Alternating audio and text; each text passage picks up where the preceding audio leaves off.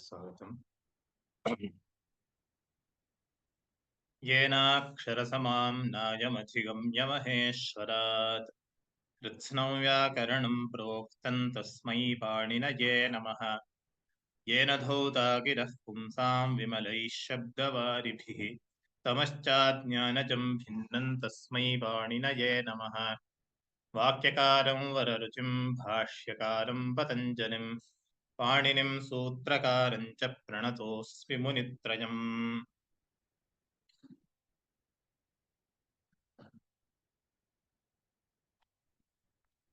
अथ द्वितीयाध्याये प्रथमः पादः। ध्यानस्ति वा? Now, am I audible? ध्यान. Yes, sir. अथ द्वितीयाध्याये प्रथमः पादः। अथ द्वितीयाध्याये प्रथमः पादः। अथ द्वितीयाध्याये प्रथमः पादः। समर्थः पदविधिः। समर्थः पदविधिः। समर्थः पदविधिः। सुबामन्त्रिते पराङ्गवत्वरे। सुबामन्त्रिते पराङ्गवत्स्वरे। सुबामन्त्रिते पराङ्गवत्स्वरे। प्राक्कडारात् समासः। प्राक्कडारात् समासः। प्राक्कडारात् समासः। सह सुपा। सह सुपा। सह सुपा। अव्ययीभावः। अव्ययीभावः। अव्ययीभावः। अव्ययं विभक्तिसमीपसमृद्धि। अव्ययं विभक्तिसमीपसमृद्धि। अव्ययं विभक्तिसमीपसमृद्धि। विरुध्यर्थाभावात्यय। विरुध्यर्थाभावात्यय। व्यर्थाभावात् वृद्ध्यर्थाभावात्यय। असम्प्रतिशब्दप्रादुर्भाव। असम्प्रतिशब्दप्रादुर्भाव। असम्प्रतिशब्दप्रादुर्भाव। पश्चाद्यथानुपूर्व्ययौगपद्य। पश्चाद्यथानुपूर्व्ययौगपद्य। पश्चाद्यथानुपूर्व्ययौगपद्य यौगपद्य। सादृश्यसम्पत्तिसाकल्यान्तवचनेषु। सादृश्यसम्पत्तिसाकल्यान्तवचनेषु। सादृश्यसम्पत्तिसाकल्यान्तवचनेषु। अव्ययं विभक्तिसमीपसमृद्धिवृद्ध्यर्थाभावात्यय। अव्ययं विभक्तिसमीपसमृद्धिव्यर्थाभावात्यय। अव्ययं विभक्तिसमीपसमृद्धिव्यर्थाभावात्यय। असम्प्रतिशब्दप्रादुर्भावपश्चाद्यथानुपूर्व्य। असम्प्रतिशब्द असम्प्रतिशब्दप्रादुर्भावपश्चाद्यथानुपूर्व्य। असम्प्रतिशब्दप्रादुर्भावपश्चाद्यथानुपूर्व्य। यौगपद्यसादृश्यसम्पत्तिसाकल्यान्तवचनेषु। यौगपद्यसादृश्यसम्पत्तिसाकल्यान्तवचनेषु। यौगपद्यसादृश्यसम्पत्तिसाकल्यान्तवचनेषु। यथा सादृश्ये। यथा सादृश्ये यथा सादृश्ये यावदवधारणे यावदवधारणे यावदवधारणे सुप्रतिनामात्रार्थे सुप्रतिनामात्रार्थे सुप्रतिनामात्रार्थे अक्षशलाकासङ्ख्याः परिणा अक्षशलाकाः संख्याः परिणा अक्षशलाकाः परिणा अक्षशलाकासङ्ख्याः परिणा अक्षशलाकाः परिणा अक्षशलाकाः परिणा विभाषा विभाषा विभाषा अपपरिबहिरञ्चवः पञ्चम्या अपपरिबहिरञ्चवः पञ्चम्या अपपरिबहिरञ्चवः पञ्चम्या आङ्मर्यादाभिविध्योः आङ्मर्यादाभिविध्योः आङ्मर्यादाभिविध्योः लक्षणेनाभिप्रती आभिमुख्ये लक्षणेनाभिप्रति आभिमुख्ये आभिमुख्ये लक्षणेनाभिप्रति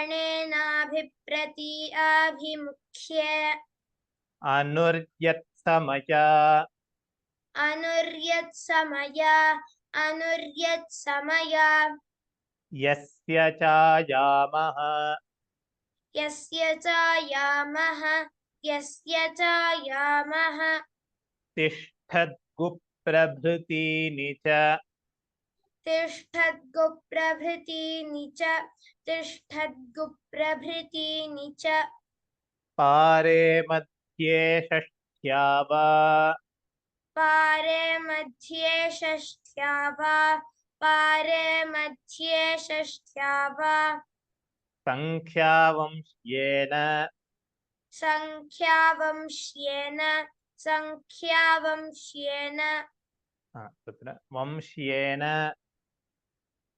संख्यावंश्येन संख्यावंश्येन नदीभिश्च नदीभिश्च नदीभिश्च अन्यपदार्थे च संज्ञायाम् अन्यपदार्थे च संज्ञायाम् अन्यपदार्थे च संज्ञायाम् तत्पुरुषः तत्पुरुषः तत्पुरुषः द्विगुश्च द्विगुश्च द्विगुश्च द्वितीयाश्रितातीतपतित द्वितीयाश्रितातीतपतित द्वितीयाश्रितातीतपतित गतात्यस्त गतात्यस्त गतात्यस्त प्राप्तापन्नैः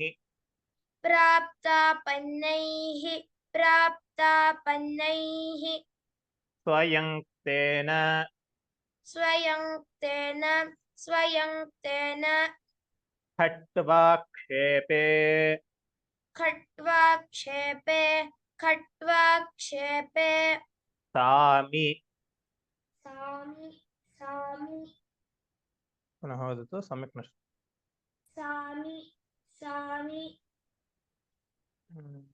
किमभूत् बहु दूरात् वदति इव भाति सामि सामि कालाः कालाः कालाः अत्यन्तसंयोगे च अत्यन्तसंयोगे च अत्यन्तसंयोगे च तृतीया तत्कृतार्थेन गुणवचनेन तृतीया तत्कृतार्थेन गुणवचनेन तृतीया तत्कृतार्थेन गुणवचनेन पूर्वसदृशसमोनार्थकलः पूर्वसदृशसमोनार्थ पूर्वसदृशसमोनार्थ पूर्वसदृशसमोनार्थ कलहनिपुणमिश्रश्लक्ष्णैः कलहनिपुणमिश्रश्लक्ष्णैः कलहनिपुणमिश्रश्लक्ष्णैः पूर्वसदृशसमोनार्थकलहनिपुणमिश्रश्लक्ष्णैः पूर्वसदृशसमोनार्थकलहनिपुणमिश्रश्लक्ष्णैः मन्दं वदतु पूर्वसदृशसमोनार्थकलहनिपुणमिश्रश्लक्ष्णैः कर्तृकरणे कृता बहुलम् कर्तृकरणे कृता बहुलं कर्तृकरणे कृता बहुलं कृत्यैरधिकार्थवचने कृत्यैरधिकार्थवचने कृत्यैरधिकार्थवचने अन्नेन व्यञ्जनम् अन्नेन व्यञ्जनम् अन्नेन व्यञ्जनम् भक्ष्येण मिश्रीकरणम् भक्ष्येण मिश्रीकरणम् भक्ष्येण मिश्रीकरणम् चतुर्थी तदर्थार्थ चतुर्थी तदर्थार्थ बलिहितसुखरक्षितैः बलिहितसुखरक्षितैः बलिहितसुखरक्षितैः पञ्चमी भयेन पञ्चमी भयेन पञ्चमी भयेन अपेतापोढमुक्त अपेतापोढमुक्त अपेतापोढमुक्त पतितापत्रस्तैरल्पशः पतितापत्रस्तैरल्पशः पतितापत्रस्तैरल्पशः अत्र किञ्चित् व्यवधानं देयम् इट् इस् नाट् अल्पशः इट् इस् अल्पशः अल्पशः द स्ट्रेस् इस् आन् पकार नाट् लकार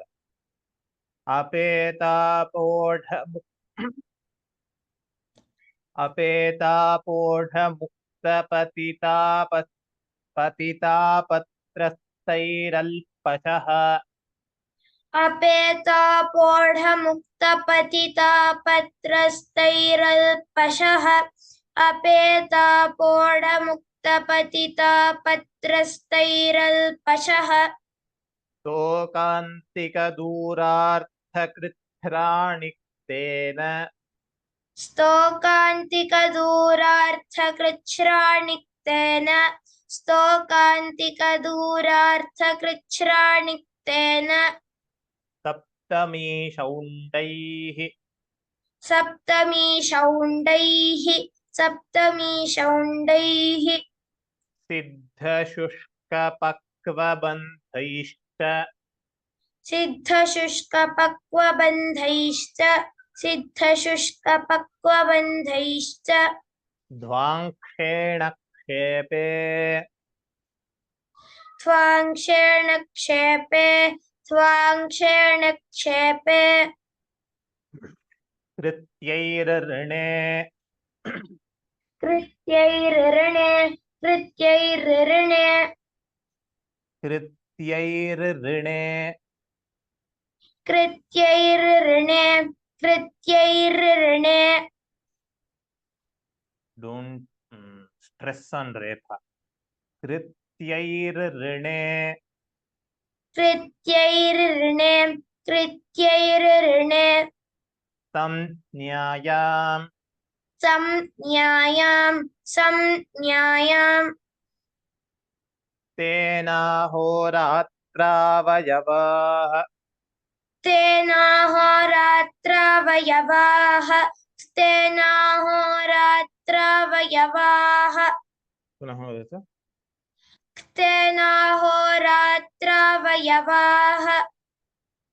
तत्र तत्र तत्र क्षेपे क्षेपे क्षेपे पात्रे समितादयश्च पात्रे समितादयश्च पात्रे समितादयश्च पूर्वकालैकसर्वजरत् पूर्वकालैकसर्वजरत् पूर्वकालैकसर्वजरत् पूर्व वकारस्य तत्र किञ्चित् द्वित्वं you have to stress on व पूर्वकालैक पूर्वकालैकसर्वजरत् पूर्वकालैकसर्वजरत् पूर्वकालैकसर्वजरत् पुराणनवकेवलाः समानाधिकरणेन पुराणनवकेवलाः समानाधिकरणेन पुराणनवकेवलाः समानाधिकरणेन दिक्सङ्ख्ये संज्ञायाम् दिक्सङ्ख्ये संज्ञायां दिक्सङ्ख्ये संज्ञायां तद्धितार्थोत्तरपदसमाहारे च तद्धितार्थोत्तरपदसमाहारे च तद्धितार्थोत्तरपदसमाहारे च अहं पुनः वदामि तद्धितार्थोत्तरपदसमाहारे च तद्धितार्थोत्तरपदसमाहारे च तद्धितार्थोत्तरपदसमाहारे च संख्यापूर्वोद्विगुः संख्यापूर्वोद्विगुः संख्यापूर्वोद्विगुः पूर्वो इति मास्तु पूर्वो संख्यापूर्वोद्विगुः संख्यापूर्वोद्विगुः तत्र स्ट्रेस् व पूर्वो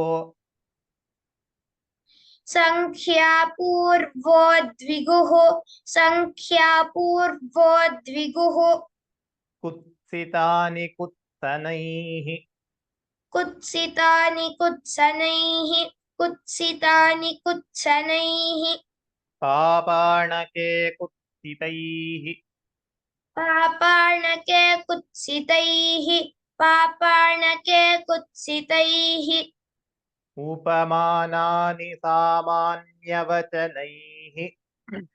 उपमानानि सामान्यवचनैः उपमानानि सामान्यवचनैः उपमितं व्याघ्रादिभिः सामान्याप्रयोगे उपमितं व्याघ्रादिभिः सामान्यप्रयोगे उपमितं व्याघ्रादिभिः सामान्यप्रयोगे विशेषणौ विशेष्येण बहुलम् विशेषणं विशेष्येण बहुलं विशेषणं विशेष्येण बहुलम् विशेषणौ विशेष्येण बहुलम् विशेषणं विशेष्येण बहुलं विशेषणं विशेष्येण बहुलम् पूर्वापरप्रथमचरमजघन्य पूर्वापरप्रथमचरमजघन्य पूर्वापरप्रथमचरमजघन्य समानमध्यमध्यमवीराश्च समानमध्यमध्यमवीराश्च समानमध्यमध्यमवीराश्च श्रेण्यादयः कृतादिभिः श्रेण्यादयः कृतादिभिः श्रेण्यादयः कृतादिभिः तेन नं विशिष्टेनानं तेन नं विशिष्टेनानं तेन नं विशिष्टेनानं तन्महत्परमोत्तमोत्कृष्टाः पूज्यमानैः सन्महत्परमोत्तमोत्कृष्टाः पूज्यमानैः सन्महत्परमोत्तमोत्कृष्टाः पूज्यमानैः वृन्दारकनागकुञ्जरैः पूज्यमानम् वृन्दारकनागकुञ्जरैः पूज्यमानं वृन्दारकनागकुञ्जरैः पूज्यमानम् कतरकतमौजातिपरिप्रश्ने कतरकतमौ जातिपरिप्रश्ने कतरकतमौ जातिपरिप्रश्ने किङ्क्षेपे किङ्क्षेपे किङ्क्षेपे किङ्क्षेपे किङ्क्षेपे किङ्क्षेपे दीर्घः किङ्क्षेपे किङ्क्षेपे पोटायुवतिस्तोककतिपय पोटायुवतिस्तोककतिपय पोटायुवतिस्तोककतिपय गृष्टिधेनुवशावेहत् गृष्टिधेनुवशावेहत् गृष्टिधेनुवशावेहत् बष्कयणी प्रवक्तृ बष्कयणी प्रवक्तृ श्रोत्रियाध्यापक श्रोत्रियाध्यापक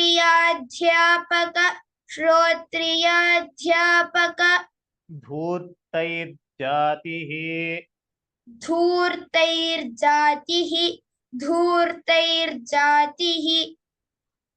यत्र यत्र रेफस्य संयुक्ताक्षरं भवति wherever we have ra as the first letter in the संयुक्ताक्षरा there we shouldn't stress on ra, instead we need to stress on the second letter of the संयुक्ताक्षरा.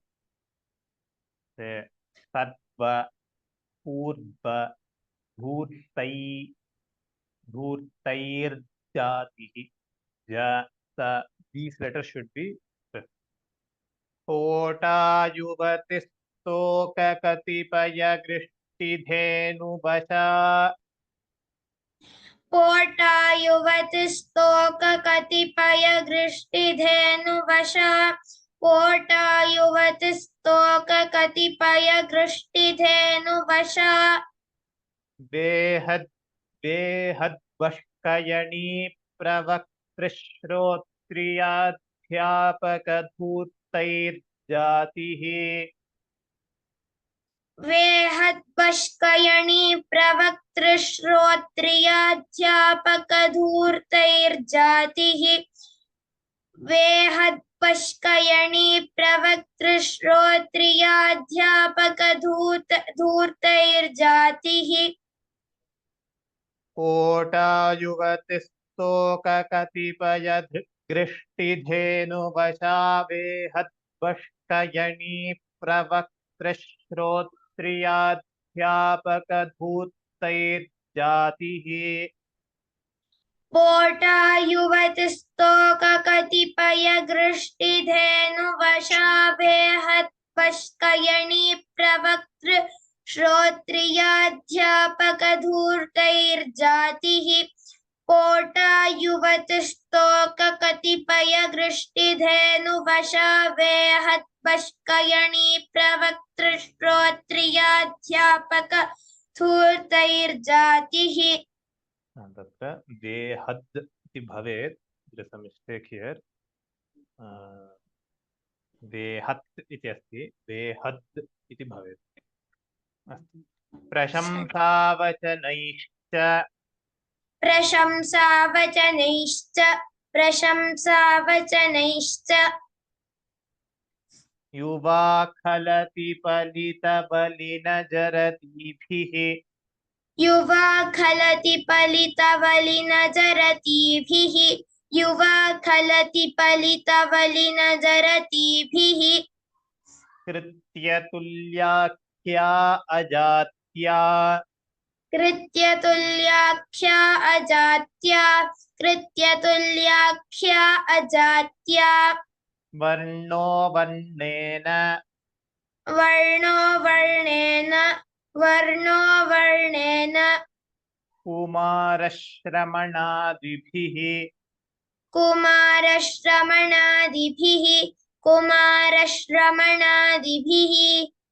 चतुष्पादो गर्भिण्या चतुष्पादो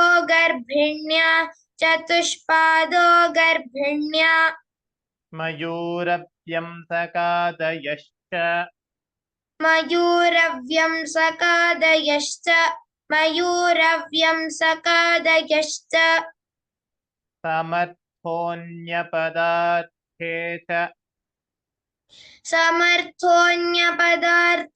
च समर्थोऽन्यपदार्थे च सिद्धशुष्कसन्महद्वादश सिद्धशुष्कसन्महद्वादश समर्थोऽन्यपदार्थे च सिद्धशुष्कसन्महद्वादश समर्थोऽन्यपदार्थे च सिद्धशुष्कसन्महद्वादश समर्थोऽन्यपदार्थे च सिद्धशुष्कसन्महद्वादश इति पाणिनीयसूत्रपाठे द्वितीयाध्याये प्रथमः पादः इति पाणिनीयसूत्रपाठे द्वितीयाध्याये प्रथमः पादः इति पाणिनीयसूत्रपाठे द्वितीयाध्याये प्रथमः पादः सम्यक् धन्यवादाः. Now we will revise the previous chapter. Those who have not told in the last class and those who have memorized the entire first adhyaya, kindly raise your hand. So in the last class, I think Arun Kumar Mohodaya and Sulakshmi Bhagini and Raghavendra Rao Mohodaya, these three told. Anyone else who has completely memorized first adhyaya, even Narayana, those two told. Anyone else who has memorized the entire first chapter? So all the four fathers. No one. Okay. Those have Akila Bhagini, have you memorized? Namaste Mahodaya. Namaskara. Have you memorized the entire first chapter? Mahodaya. Actually, I have told Tritiya Pada and Dvitiya Pada already. Okay. Fourth pada also you have memorized, correct? All the four padas we have memorized. Okay. Actually, we are first batch students. I remember. Okay. So shall I ask in between? Mahodaya. Okay. Anyone with you or you are? Myself and my daughter, but she is not available today. Okay. Okay. Okay.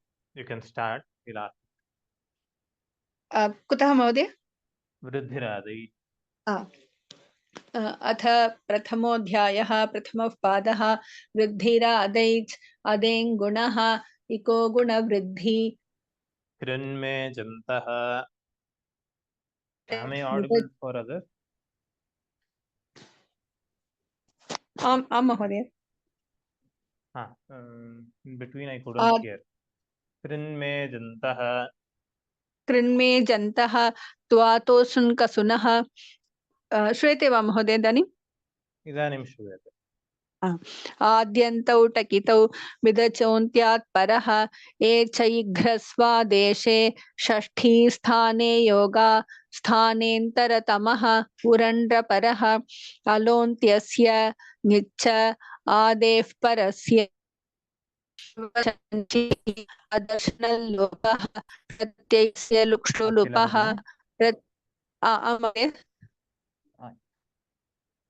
Mahodaya, श्रूयते वा? Your internet is not stable. I am unable to hear you. इदानीं श्रूयते वा महोदय? इदानीं श्रूयते. Shall I start from Adhyantau Takitau? Adyantau Takitau Adyantau Takitau Midachontyaat Paraha Echaighrasva Shashthi Sthane Yoga Sthanentartamaha प्रत्ययस्य लुक्ष्लु लुपः प्रत्ययलोपे प्रत्ययलक्षणं नलुमताङ्गस्य यलोप.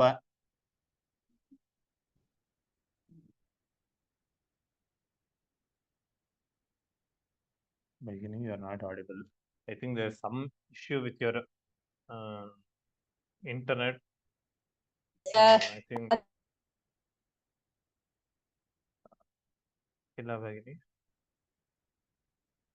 There is some issue with your internet. Your voice is breaking. I can't hear you. Maybe you can check the internet and join again. Okay, Mahoday. Then I will be asking others. Astu Mahoday. Okay, धन्यवादः. Anyone else who has memorized the first chapter? Prathamadhyayah. Okay, no one. Those who have memorized three padas, first three padas, first, second, and third pada, and those who are memorizing fourth pada, kindly raise your hand. If you have memorized three padas, kindly raise your hand.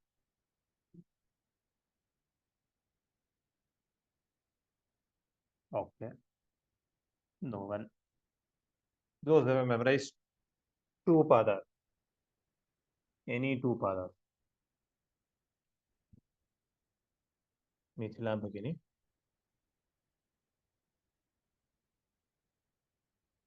Mithila. Namaste. Namaste Bhagini.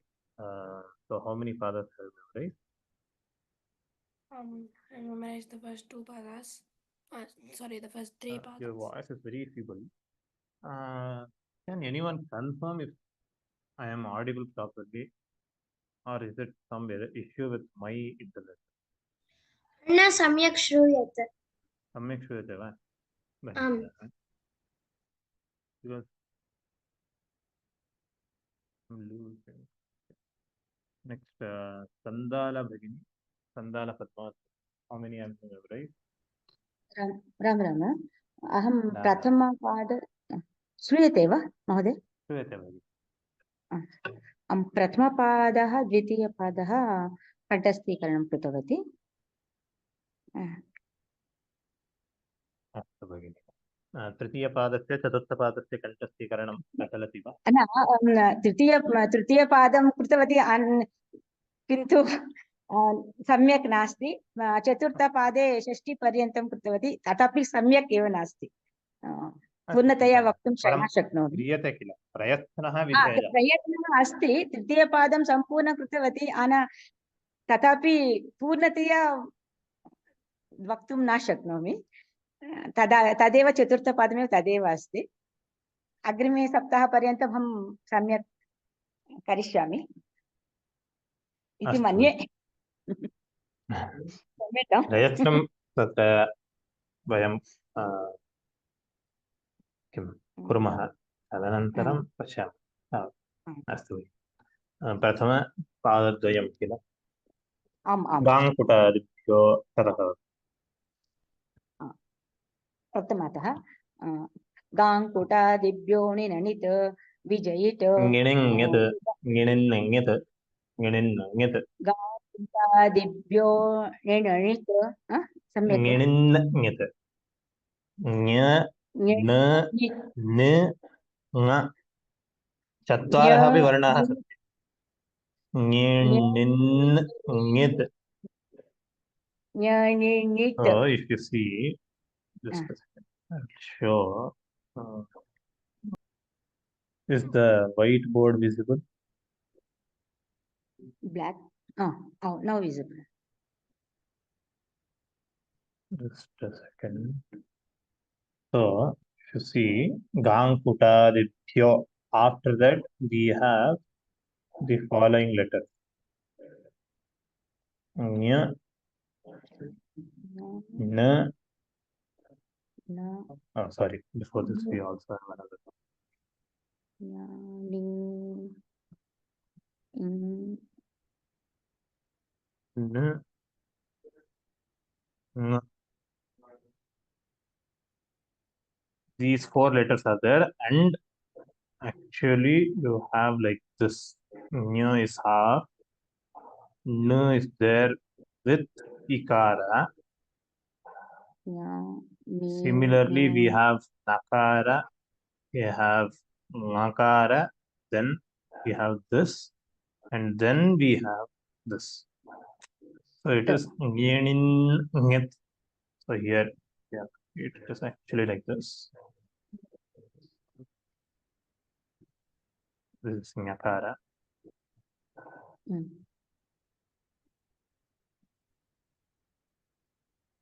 So this is how we need to pronounce. So there are four letters. Nya, n. After that we have ikara. Then n, ng. So gan, kuta, dipyong, nyet, nyet.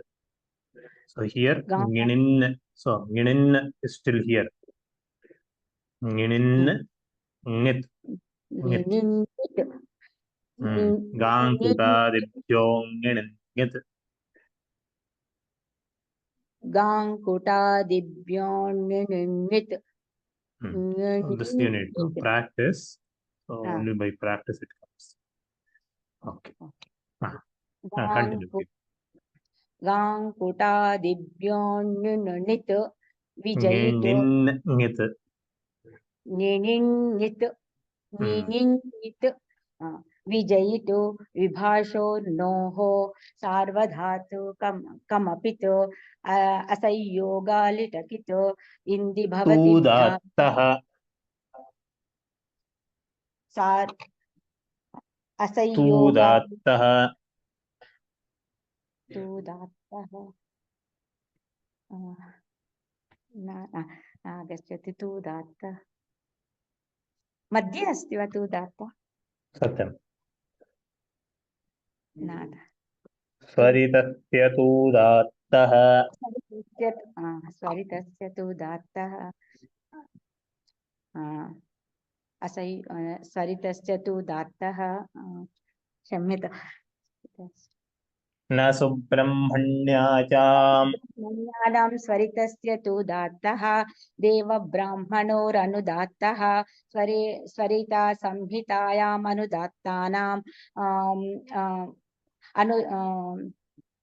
स्वरितस्य संहितायाम् अनुदात्तानाम् उदात्तस्वरितपरस्य सन्नतरः अपृक्त एकाल् प्रत्ययः तत्पुरुषः समानाधिकरणः कर्मधारयः लुक्तद्धितलुकि लुक्तद्धितलुकि इद्गोण्याः लुपि युक्तवत् व्यक्तिवचने विशेषणानां च जातेः विशेषणानां च जेति तदशिक्यं संज्ञा प्रमाण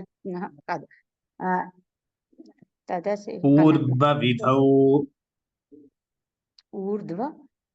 पूर्वविधौ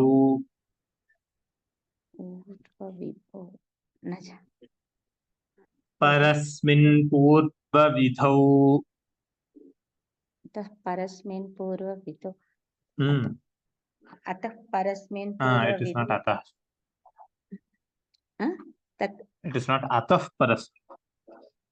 ततः परस्मिन् It is पूर्वविधौ not tatah parasmin also. तस्मिन् निर्दिष्टे पुरश्च तस्मात् तदुत्तरस्य शब्दस्य शब्दसंज्ञा न जानामि अस्तु तानि वदादेशो नद्विधौ तानि वदादेषु अचः परस्मिन् पूर्वविधौ अचः परस्मिन् पूर्वविधौ अचः Next परस्मिन् sutra. तानि वदादेशो नल्विधौ तस्मिन् तस्मात् अचः परस्मिन् पूर्वविधौ सानि वदादेशो नल्विधौ परस्मिन् पूर्वविधौ तस्मिन्निति निर्दिष्टे पूर्वस्य नास्ति वा न पदान्त न पदान्तद्विर्वचन वरेयलोपस्वर सवर्णानुस्वार दीर्घजश्चर्विदिषु द्विर्वचने ची अदर्शनं लोपः प्रत्ययश्च लुलुपः प्रत्ययलोपे प्रत्ययलक्षणं न लुमताङ्गस्य अचोन्त्यादिति अलोन्त्यास्पूर्वमुपदा तस्मिन्निति निर्दिष्टे पूर्वस्य तस्मादित् उत्तरस्य तस्मादित्युत्तरस्य स्वं रूपं शब्दस्य शब्दसंज्ञा शब्दस्य संज्ञनुम्ना अनुदित् परस्य च प्रत्ययः अनुदित् सवर्णस्य च प्रत्ययः अनुदितवर्णस्य च प्रत्ययः तपरस्तत्कालस्य आदिरञ्चे सहेता अस्तु भगिनि, धन्यवादः। इतोपि क्षम्यताम्। अभ्यासः करणीयः, चिन्ता क्षम्यताम् उच्चारणं सम्यक् अस्ति, एतत् सम्यक् करणीयं। करिष्यामि। धन्यवादः। धन्यवादः। अखिला भगिनी, अखिला भगिनी, महोदय नौ ऐ एम् एबल् टु श्रूयते वा? इदानीं सम्यक् श्रूयते। अस्तु महोदय। पूर्णं कण्ठस्थीकृतमिति उक्तं किल, न प्रथमः अध्यायः।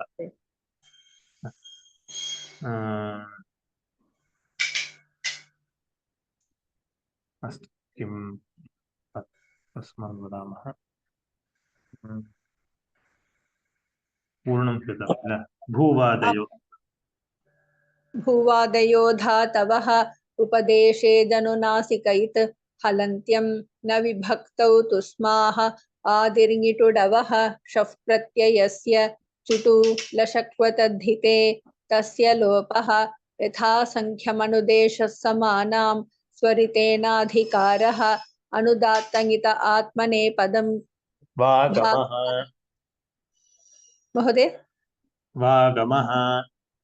वागमः हनस्य च यमो गन्धने विभाषोपयमने स्थाघ्वोरिच्च नक्त्वा सेट् निष्ठाशीङ्क्ष्विदिमिदिक्ष्विदिधृषः वृषस्थितिक्षायाम् उदुपधाद्भावादिकर्मणोरन्यतरस्यां पुङक्त्वा च नोपधाथफान्ताद्वा वञ्चिलुञ्चिरुतश्च कृषिमृषि कृषेः काश्यपस्य ललोव्युपदाद्धलादेः परस्मैपदम्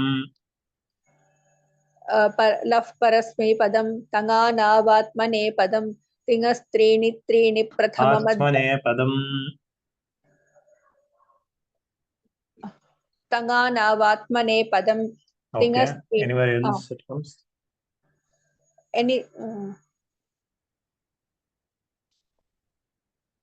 अन्यसूत्रं वा परस्मैपदम् अनुदात्त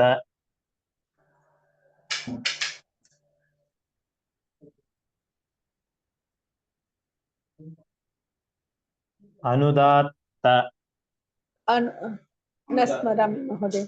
अनुदात्तङित आत्मनेपदम् अनुदात्तङित आत्मनेपदं भावकर्मणोः कर्तरि कर्म व्यतिहारे न गतिहिंसार्थेभ्यः तृतीयार्थे हीने उपोधिके च अपपरिवर्जने आङ्मर्यादावचने लक्षणेत्थं भूताख्यानभागवीप्सासु प्रतिपर्यनवः अभिरभागे प्रतिः प्रतिनिधिप्रतिदानयोः अधिपरि अनर्थकौ सुःपूजायाम् अतिरतिक्रमणे च अपिः पदार्थसम्भावनान्ववसर्गगर्हासमुच्चयेषु अधिरीश्वरे विभाषा कृङि लफ् परस्मैपदं तङानावात्मनेपदं तिङस्त्रीणि त्रीणि प्रथममध्यमोत्तमाः बुधयुध तद्वा महोदय क्रुधद्रुहेर्ष्यासूयार्थानां अन्यत् क्रुधद्रुहोरुपसृष्टयोः कर्म क्रुधद्रुहोरुपसृष्टयोः कर्म राधीक्ष्योर्यस्य विप्रश्नः प्रत्याङ्भ्यां शुभः पूर्वस्य कर्ता अनुप्रतिगृणश्च। धन्यवादः, सम्यक् कण्ठस्थीकृतं, धन्यवादः। धन्यवादाः महोदय। Next, sure. Ji, sure. Hari Om. Hi, Agra- namaskaram. Ag- Agraja, I had a question. I Ah, am okay. trying to, I am trying to memorize. Once I memorize this first pada, I'll get mixed up. When I start with second, I get mixed up with second pada. Is there any tips like? So there are maybe two things which we can do. So one is we need to practice daily. So daily Parayanam should be done. Okay. That is the only one and only solution which can give multifold benefit. Okay. So along with that, what we can do is when we are memorizing or when we are chanting without a book. When we are chanting without a book, there if we have like say if you have a mobile or some recorder, we can chant with recorder complete pada or how much ever you have memorized, and then Okay. come back to that and check where cross check with a book wherever where did you go wrong. That is unknowingly some places we will miss. So in Yes. those cases we can do like this. So we'll chant it out, then we'll record, then we will keep a book and check if we have chanted all the sutras properly. So that Okay. is one thing which we can do. Another thing is Yeah. Parayanam and Shravanam. Okay. Constantly you should be listening to that. Constantly in the sense, of course, not 24/7, but at Got least it. every day you should do at least half an hour Parayanam. So if Got you do every day half an hour Parayanam, definitely it's very easy. So Noted. actually memorizing one pada or two padas is not difficult. It becomes difficult when you memorize 3 or 4 adhyayas and you have to retain all the 3-4 adhyayas in your memory. So that is when the actual difficulty comes. Or even when we memorize 2 padas and when we go for the memorization of third pada, it is easy to memorize third pada, but it is difficult to retain first, second pada along with the memorization of third pada. So that is True. where the challenge. Yeah, I am So facing that that issue only. correct. Yes. No. So that we need to constantly do practice. We have to practice every day. We have to do Yeah. Parayanam without fail. There is no holiday or there is no Sunday for this. So you have to keep on practicing at least, even if you don't have time, at least for 15 minutes. 15 minutes is Agraja, all when possible. yeah. Yes. Yes, ma'am. Sorry. Agraja, when we are doing Parayana, for example, now I have completed this one pada memorizing. I'll start with second. Then once again, whenever I'm starting, I should go back to one and then come back to two, right? Correct. Parayanam, definitely like that. Actually, in Parayanam, it is not just first and second pada. You have to do Parayanam of entire first chapter because it is already taught, right?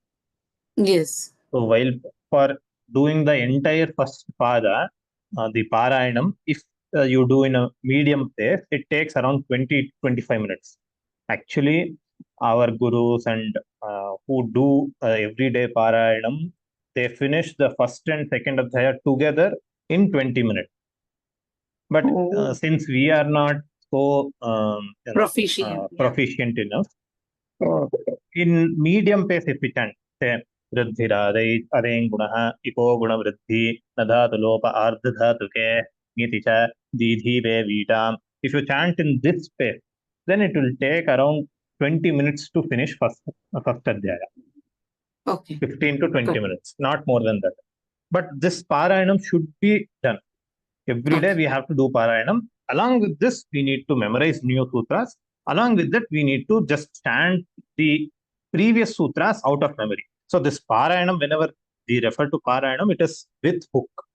So you keep a book and you read basically. But when you memorize and then